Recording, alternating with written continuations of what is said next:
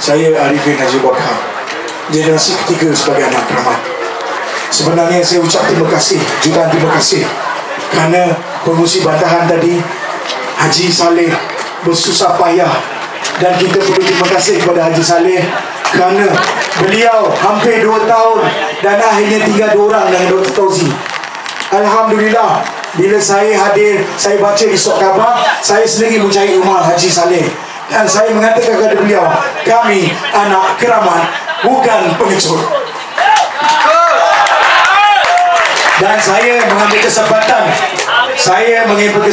kepada semua pihak. Kami di sini bangkit bukan kerana politik. Kami di sini bangkit kerana anak keramat. Dan saya beritahu juga kepada semua, di dalam ini berbagai agenda, berbagai ideologi politik ada, tapi mereka turun hari ini kerana semangat anak keramat.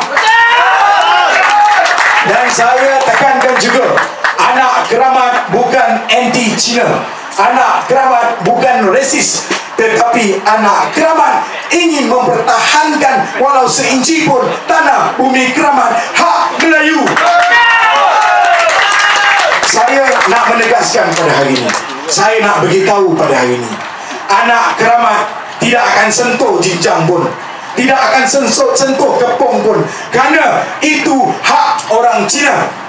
Cuma kami nak beritahu kepada segelintir orang-orang politik Cina yang dikinati oleh Melayu bangang dalam politik, supaya agar menghormati Islam dan Melayu. Saya percaya ada juga anak-anak Cina tidak setuju dengan cara mereka ini, kerana mereka juga tahu kita dalam negara yang harmoni. Tetapi anak keramat bangkit untuk memberi warning kepada Cina yang tak reti bahasa. Saya ambil kesempatan pada hari ini, saya mengucapkan jutaan terima kasih kepada anak keramat dan rakan-rakan seperjuangan saya daripada berbagai NGO pada hari ini, kerana bersama kami, kerana memahami kami, dan kami ingin menegaskan, bagi tahu kepada anak Kampung Baru, anak Gombak, anak Ampang, dan anak mana di Seluruh Selangor, anak keramat sudah bermula dengan kebangkitan mempertahankan Islam dan Melayu. Terima kasih kepada rakan-rakan saya di belakang ini. Saya rasa tidak perlu sebut nama, kerana mereka ini adalah pejuang sebenar yang bukan kerana kewangan dan wang ringgit, dan bukan harta. Mereka adalah pejuang sebenar. Rakan-rakan saya, anak keramat dan anak-anak pandan yang datang pada hari ini, seluruhnya termasuk anak-anak muda generasi ketiga Bukit Antarabangsa juga, mereka bagi tahu saya jangan mention nama mereka, kerana mereka tuan hari ini bukan takut ditangkap, tetapi mereka adalah pejuang sebenar. Saya terpaksa di sini mewakilkan mereka. Sekali lagi, saya mengucapkan jutaan terima kasih kepada anak-anak keramat, anak Selangor khasnya. Dan juga saya mengucapkan jutaan terima kasih kepada polis Diraja Malaysia dari Ampang dan Balai Ulu Kelang, kerana memahami jiwa anak Melayu kini yang sambung sikit ya. Sebenarnya tadi press conference saya tak banyak soal itu.